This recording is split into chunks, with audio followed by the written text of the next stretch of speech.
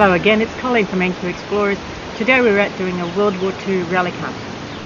So where we are today is the site of H Battery, Australian Army Heavy Coastal Artillery Battery. It was built on the other side of the hill here, behind the camera up in that direction, for harbour defence. 102, 105mm howitzers in concrete emplacements. And way up on top of the hill is a battery command post, which gets a sweeping view to the north and to the northeast, because the Battle of the Coral Sea was fought just out of here, out from Cairns, a few hundred kilometres really, 600 kilometres off Cairns was the Battle of the Coral Sea. That was where the Japanese carrier force was trying to get round the tail of New Guinea to Port Moresby and cut off the communications to Australia. So this is a very important site, but it was established after the Battle of the Coral Sea, when the Allies sort of got their feet a bit and were back on the offensive. We've been in there a few years ago. This was the battery camp area. It was comprised of tents and some substantial fibro asbestos huts with corrugated iron roofs.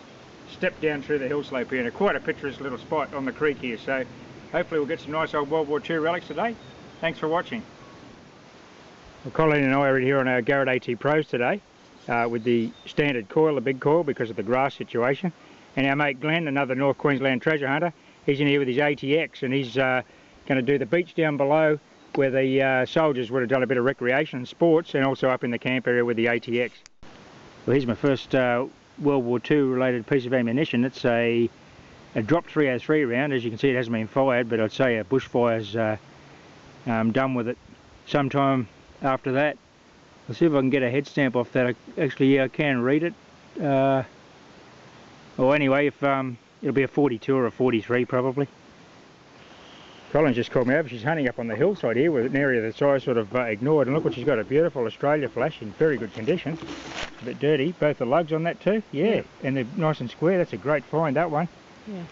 And she said there's a button in the hole. Have a look. Yep. That's a jungle shirt button. Nice one. Yeah. Well, they're two great finds. I've only been here 15 minutes and she's on the board already. No worries.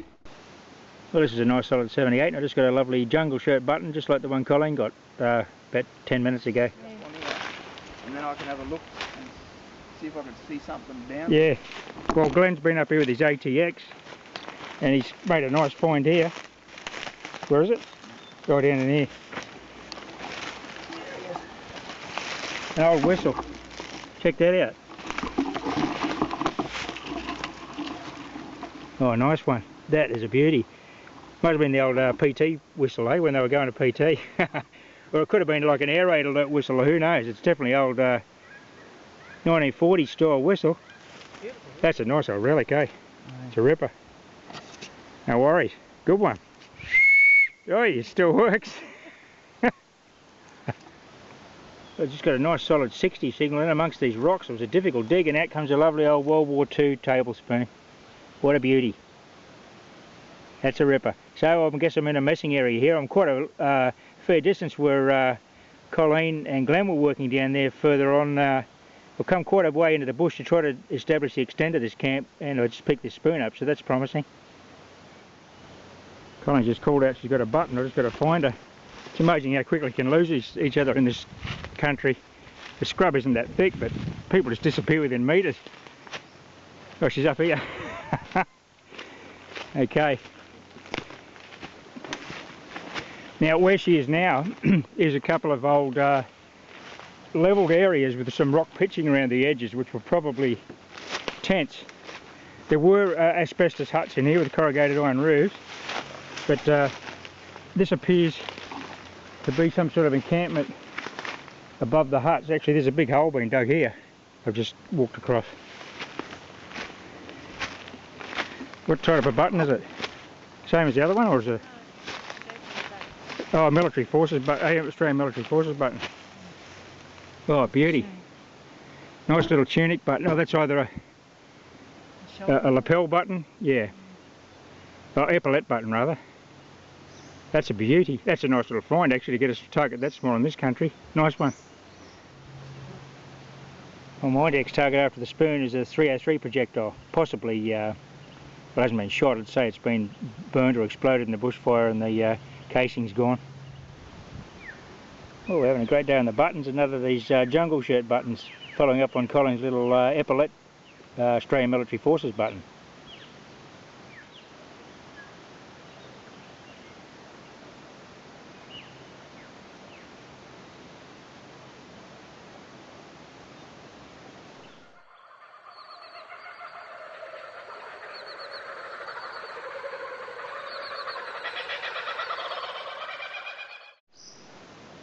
I was just heading down towards this little freshwater creek here, which is at the moment is dry. This is the end of the dry season.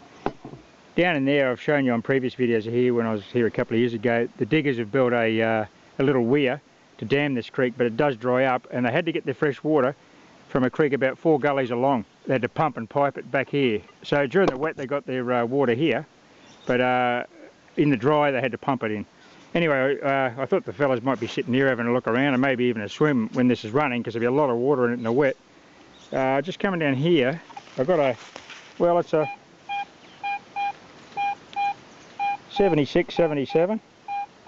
It goes to 80, but if I turn the other way it's down in the 60s, so it mightn't be anything too flash, or if it is, it's sitting at a strange angle. Righto, this is the spot here where I'm just getting that signal. You can see the end of the pick there. Clean that up. Not real easy here today because of the grass, so we've put the bigger coils on the ATs. I've already disturbed the target. Very shallow. Could be a little buckle. I don't think it's going to be an ammunition item.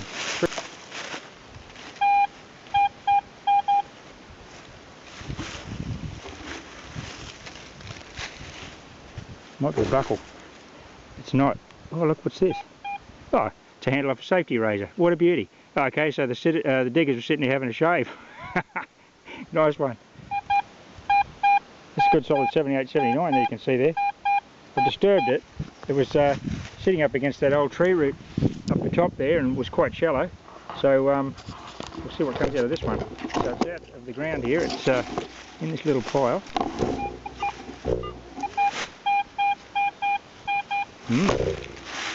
Nice retain. Okay, I got it in my hand. And plus a heap of leaves and other bits and pieces. What can this be? We'll get rid of all the leaves and the grass. Right.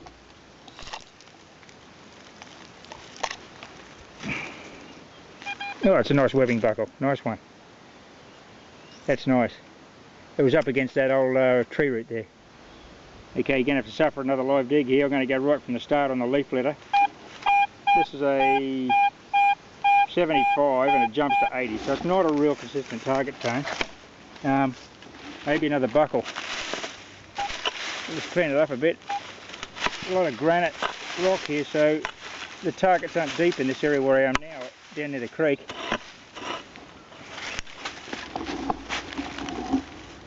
Ah, teaspoon. I thought I saw a spoon pop out. Nice one. Well, what Colin's found here is the remnants of the base of the, it was a little funicular railway, a trolley cableway that went up the hill here to the battery command post, up through the bush there.